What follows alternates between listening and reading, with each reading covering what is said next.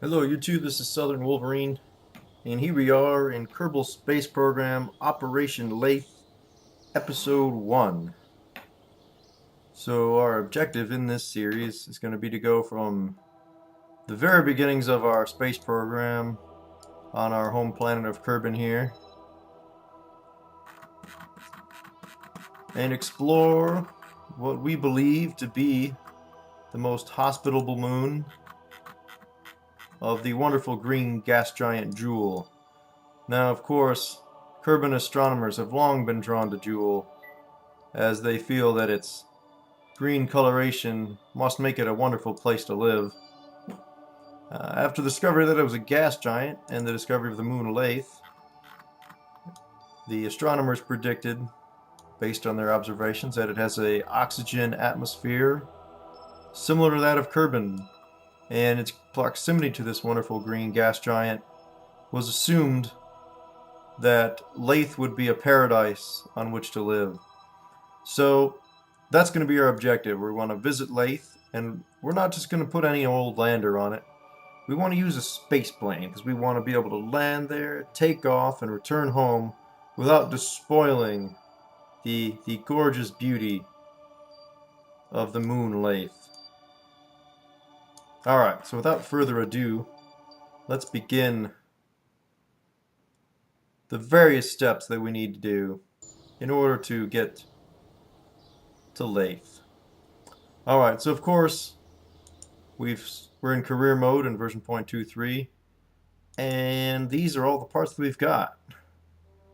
We got the basic pod, the basic engine, basic fuel tank, the little thruster, parachute comms, and the one girder, and that's about it. So obviously we've got a lot to learn if we're going to build a space plane that's going to head all the way out to Laythe.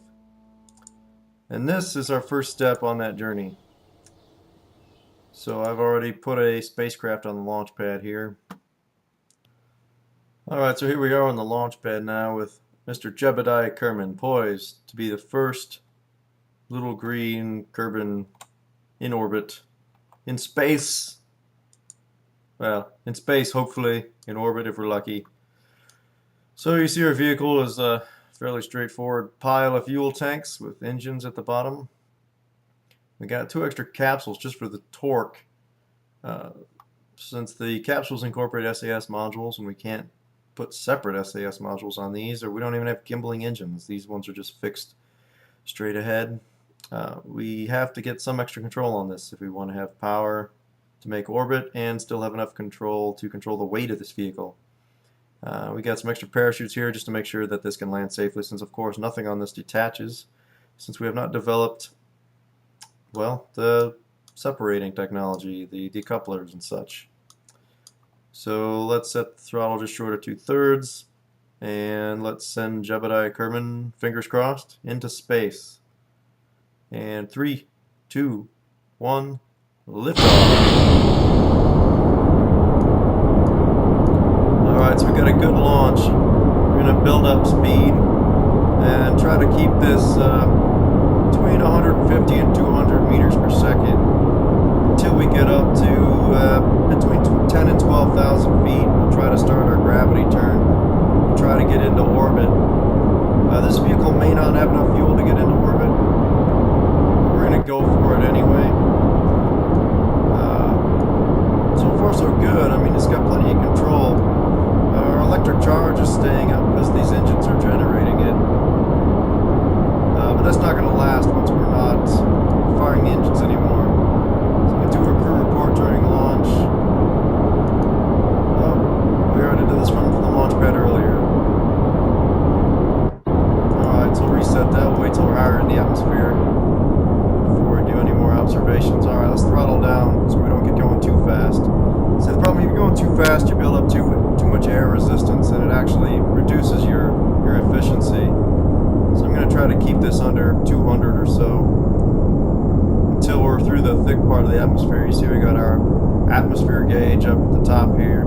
So once we're out of the thick part here, we'll really throttle up. Alright, we're above 10,000 meters, so I'm going to start to roll over here, begin what they call a gravity turn. And now we're into the Kerbal mesosphere, or stratosphere. So we're going to throttle up, and actually I'm going to throttle back down a little bit since I'm losing control a little bit. Let's check the map, see how we're doing. Alright, we're getting some good height. Fuel's burning down pretty fast. I'm not sure if we're going to make orbit. So let's just point a little bit higher and just try to make space. And the threshold of space on Kerbin is 70,000 meters. So that'll get us there. Let's give it a little extra just to make sure the atmospheric drag doesn't bring us down. Alright, so we're going to at least get into space. We're going to be able to make some observations and report them back to our friends at the Kerbal Space Center. Before we get there, let's take a crew report from the upper atmosphere. We'll go ahead and transmit that home. Oh, I forgot to put a communications device on here. Oh, that's a shame. Alright, well, we'll just have to settle for doing our observation from space and bringing it home. That'll be decent enough for the first mission. That's a little embarrassing. Of all the basic things to forget in this edition, the comms array is pretty important if you want to be able to transmit science home. So I'm still hoping we can get into orbit here, although I'm pretty sure we don't have enough fuel. I'm not going to use maneuver nodes or anything at this stage. I'm just going to wait for us to get above 70, say to 75 to 80. Oh, there's the music, so hey, we're in space. And then I'm going to fire and try to get us circularized as much as possible. So let's go for it and see what this does. Yeah, we're burning fuel too fast. There's no way we're making orbit. But we'll cross quite a bit of distance quickly, or certainly more quickly than any Kerbin previously has.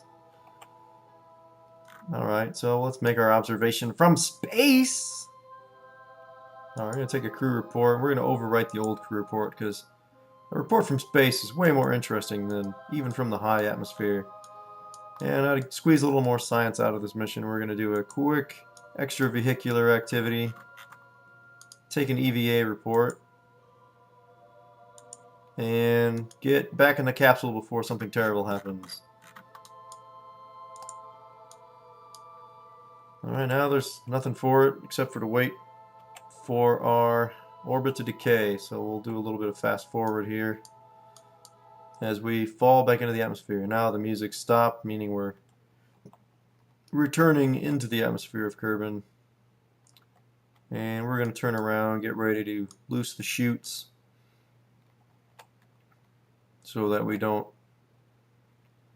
kill poor Jebediah on our very first mission. That would be a little embarrassing for our fledgling space program, and might get our funding canceled for our mission to Laythe. Alright, I'm going to fast forward down a little bit. Now this is the physical time acceleration, I believe they call it. So I'm only able to go up to 4 times because I'm in the atmosphere. We are going to land in the water, which is a good thing. This vehicle should survive better in the water than if it were to land on land. There's a wonderful re-entering atmospheric effects that they've added. It seems like recently, but I guess it's been out for a few versions now.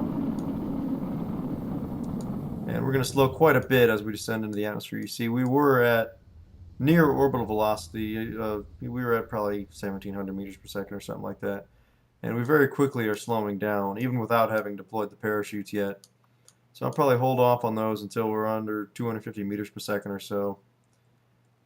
Just because the parachutes, if you pop them too early and they take too much pressure, can in fact come shooting off the spacecraft, which is a, a fairly unfortunate way to lose the crew, as then there's nothing they can do except watch as they plummet into the ocean. So now we're going to fast forward this down. These chutes will pop to full open at about 500 meters. So we'll jump to that stage. At that point, our speed should come way down. Yeah, okay, so 10 meters per second, 11 meters per second should be a safe landing velocity. We should be able to recover this vessel and bring Jebediah safely home and unlock our first new science. And get some decouplers would be really great to help us make rockets that are far more efficient than just tacking fuel tanks on struts like this. Here we go. Hey, alright, safe landing. Alright, so now we're just going to come up, recover a vessel, and see just what we got out of that mission. That's actually not too shabby. 21 science for a suborbital mission, 8 for recovery of the vessel, 8 for the EVA report, and 5 for the crew report while in orbit. So that'll give us some room to work with. Well, we don't have a choice, so right away it's only 5 science. We're going to grab basic rocketry. And this is a good one anyway. It gives us a mystery goo containment unit, a larger fuel tank, a smaller fuel tank, which honestly I'm not that interested in, and a decoupler, which is huge. Very useful, the decouplers. And in the next stages, we got smaller engine, more parachutes or landing legs in here. See, now I'm torn. I know I want to get to the electrical components are all down in this area of the tree. I really want to get solar panels because it makes it a lot easier to keep sending data home without returning. These radial decouplers, though, also very useful. And this gimbling engine, also very useful. So I think what we're going to do, we don't really need these right now. I think what I'll do is I'll get this just for this radial decoupler, which will let me build some larger rockets.